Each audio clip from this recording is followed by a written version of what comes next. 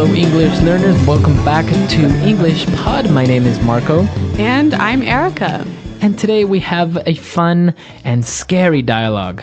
That's right. This lesson is full of language you can use to talk about being scared. All right, so we're going to be looking at a scary lesson today, and we have nothing to preview, so let's listen to this dialogue and see why everyone is so scared.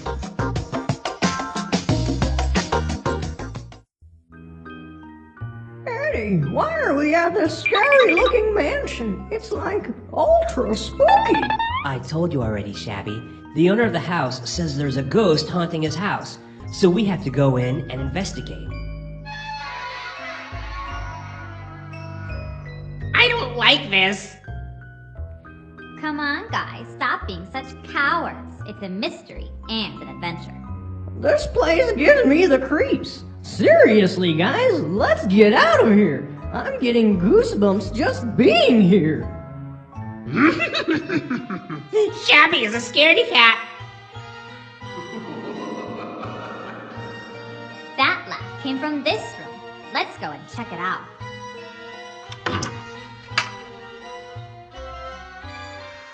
Look, a ghost! Run!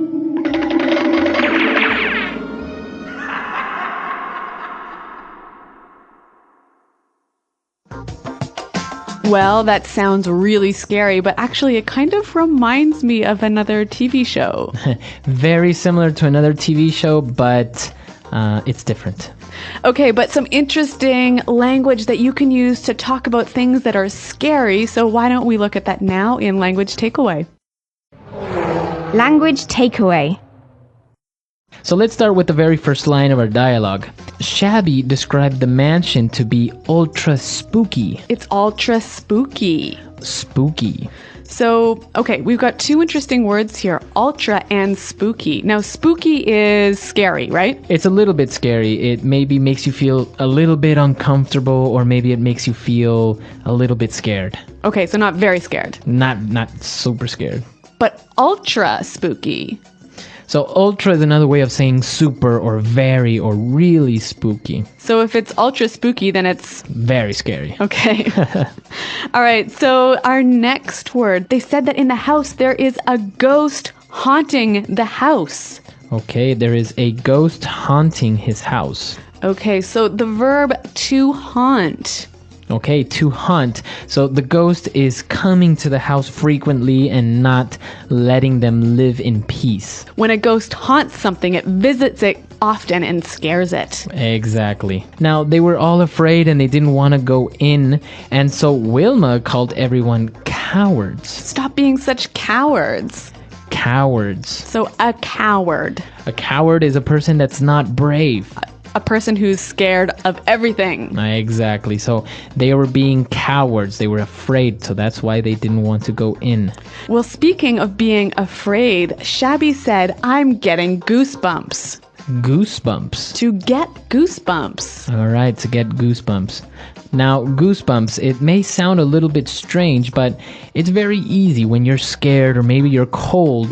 The skin on your arms or on your back, it gets a little bit bumpy. So your skin looks like chicken skin. Exactly, chicken skin. And that's actually how we call it in Spanish, chicken skin. But this is goosebumps, so I guess it's kind of similar. A goose? Yeah, same idea. Goosebumps. All right, and finally, Scruffy said, Shabby is a scaredy cat. A scaredy cat. A scaredy cat. You're a scaredy cat. Well, a scaredy cat is not really a cat, right? No. It's a person who is afraid of everything. Okay. Similar to a coward. But more informal. Much more informal. So somebody is a scaredy cat. And I think even a little bit more juvenile. As so adults, children use it. Yeah, as adults, you wouldn't say he's a scaredy cat. All right, great. So some interesting, scary language.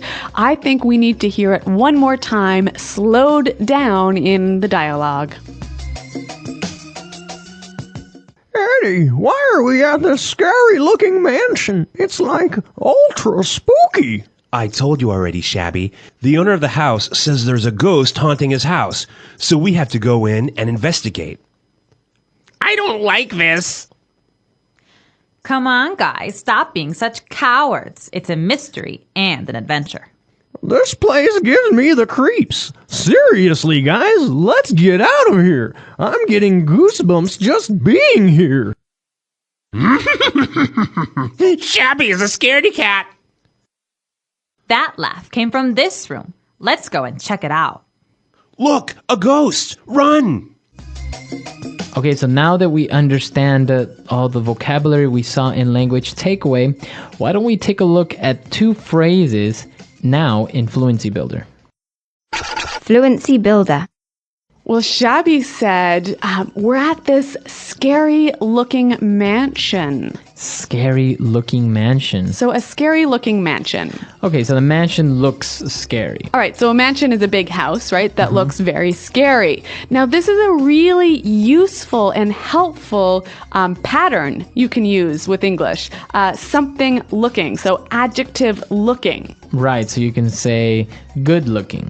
And there's lots of examples, so why don't we hear a few more now? Example 1. That guy is making me nervous. He's really creepy looking. Example 2. I saw the craziest looking house today. It was built upside down. Example 3. What a nice looking dog. Can I pet him? All right, great examples, and now we know how we can combine looking with different adjectives. Our next phrase, Shabby said, this place gives me the creeps. All right, gives me the creeps. To give someone the creeps. So if something gives you the creeps, it makes you feel uncomfortable and scared. Maybe scared, maybe nervous. Okay, so why don't we give some examples? I could say, hey, Marco, see that guy over there? He keeps looking at me. He's giving me the creeps. Okay. Or I can say, clowns give me the creeps. Oh, that's right. You're afraid of clowns. I am afraid of clowns. Okay. They give me the creeps. All right. Well, it's a really helpful, useful phrase to use when you're talking about being afraid. Now, why don't we listen to the dialogue one final time?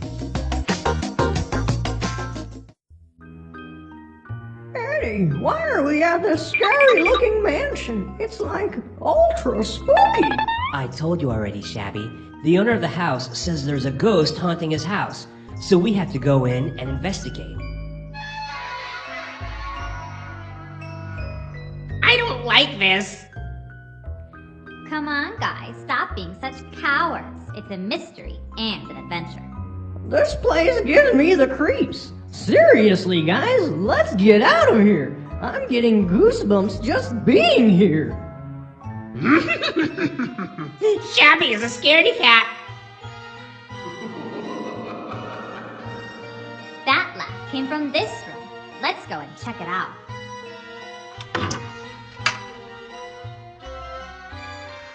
Look, a ghost! Run!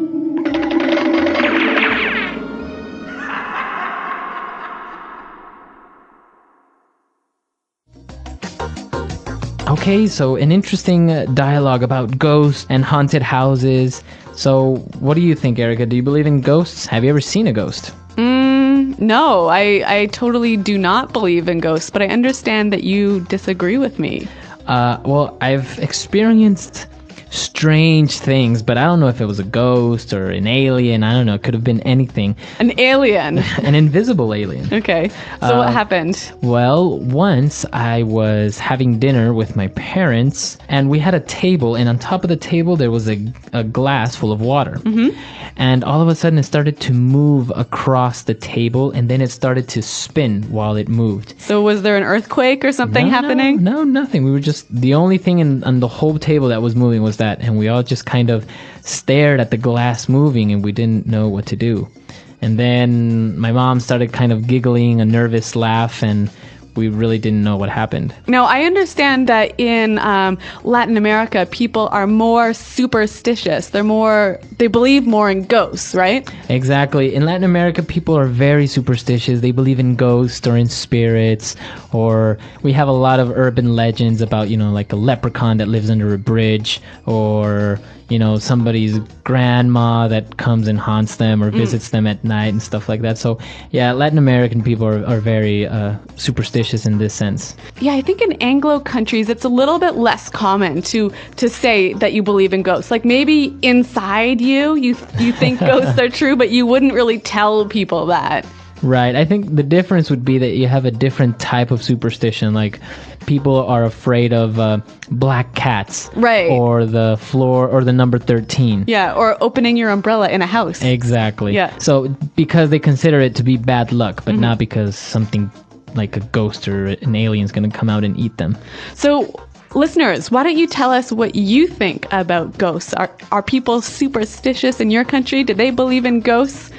Come to our website, englishpod.com, and let us know, and we'll see you guys there. Well, thanks for downloading, and goodbye. Bye.